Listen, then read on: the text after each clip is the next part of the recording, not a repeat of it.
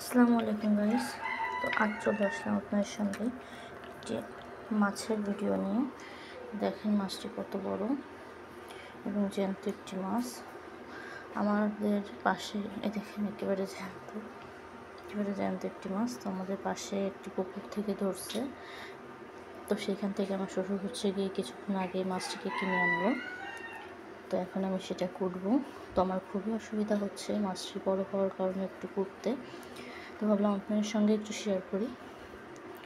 তো এগুলো হচ্ছে যে কী বলে ঘাইপো নাকি পেটমোটা মাছ। এগুলোকে আমরা সচরাচর খুব একটা খাই না।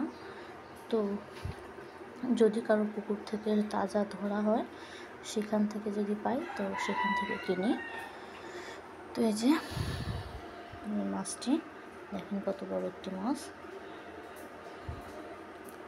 তো মাছটি কেমন লাগলো আপনাদের যদি ভালো লেগে থাকে অবশ্যই লাইক কমেন্ট শেয়ার করে সাবস্ক্রাইব করে পাশে থাকবেন।